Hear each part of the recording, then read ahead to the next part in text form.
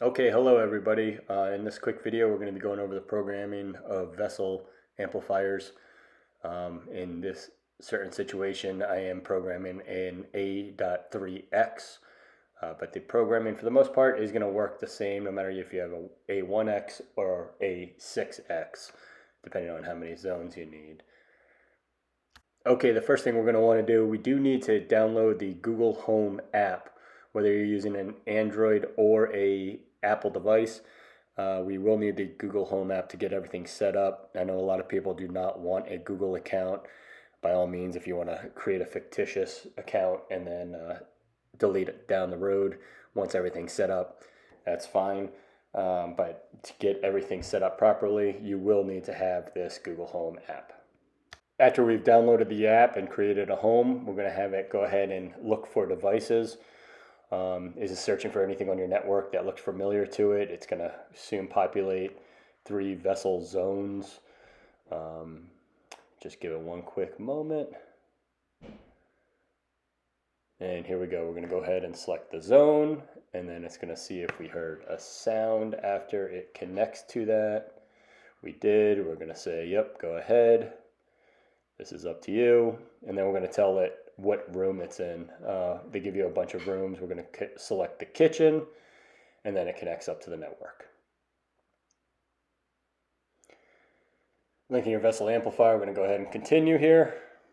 We're going to set up Google Assistant.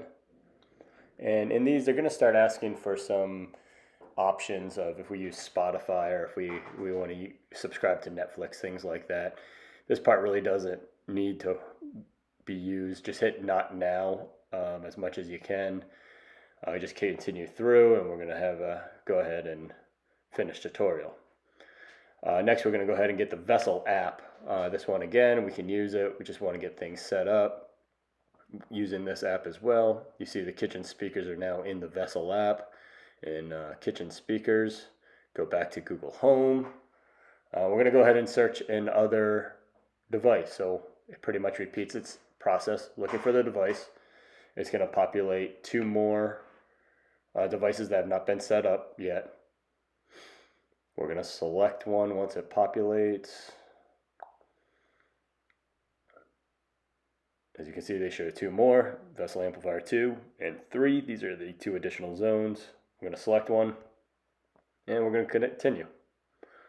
Again, it's going to go through if we want to be a part of Spotify or Netflix, anything like that. It really does not matter. Actually, in this one, we're going to create a custom name. We don't like any of these names, so we're going to do a custom room. And we're just going to call it back porch. Go ahead, next and next. It's going to connect up to the network. And we're in.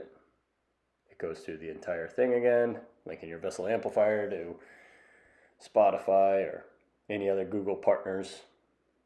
This is really unnecessary, but hit not now every option you can.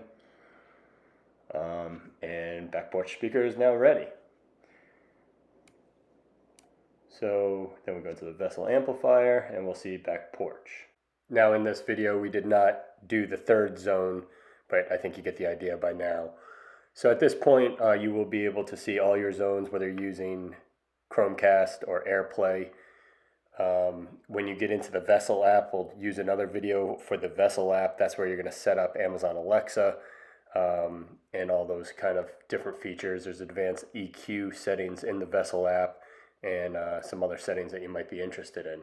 But at this point, you'd be able to see all of your zones, whether you're using Airplay 2 or Google Chromecast, and everything would be set up. So if you wanted, you could delete the Google Home app at this point, and you'll be up and running.